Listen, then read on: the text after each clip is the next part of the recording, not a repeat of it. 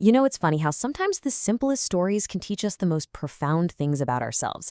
And today, we've got a story about a cat, a tale of affection that ends with a question that might just make you look at your own friendships in a whole new light. So it all starts with this little creature right here, a seemingly ordinary stray cat. But its journey, believe it or not, actually makes us look at a really human problem, one about loyalty, connection, and what we really want from the people in our lives. Okay, so let's set the scene. Our story begins with a simple act of kindness and a cat who gets a name, Minosh. So a real bond started to form. When Minosh got sick, she was taken to the vet, given medicine for 2 whole weeks, and nursed all the way back to health. I mean, this was a real connection, built on care, on responsibility.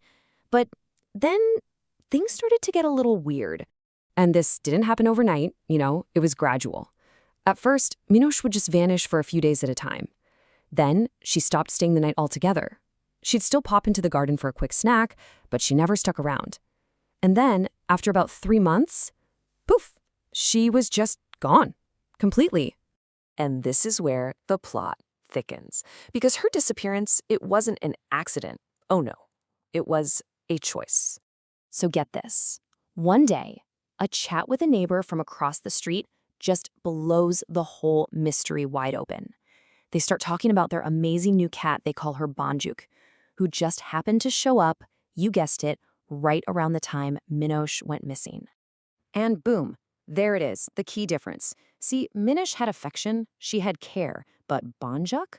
Oh, she was getting the VIP treatment. The neighbor literally said they offered her some high-quality cat food, and after just one taste, that was it. The cat never left.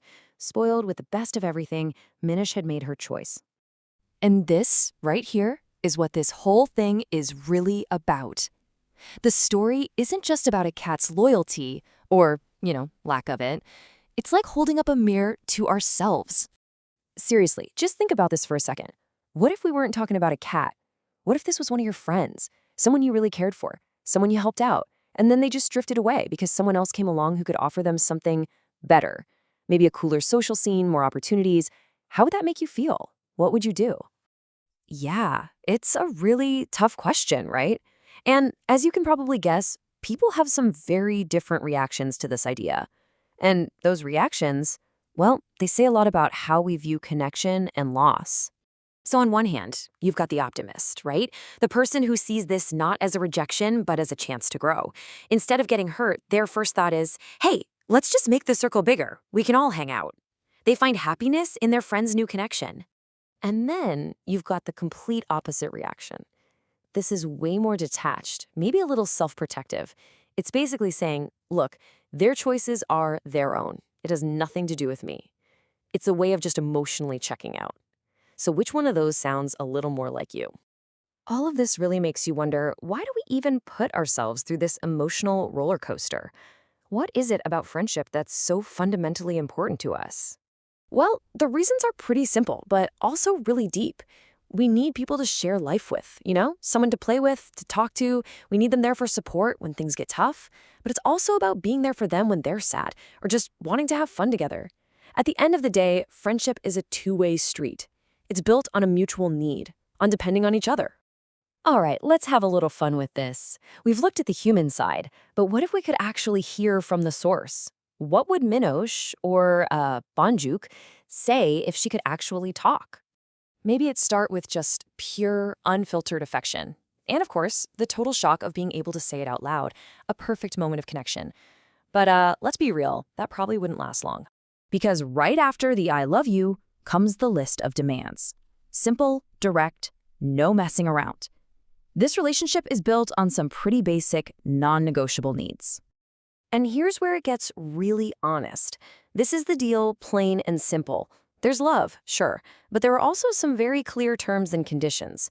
This is the unspoken contract, finally spoken.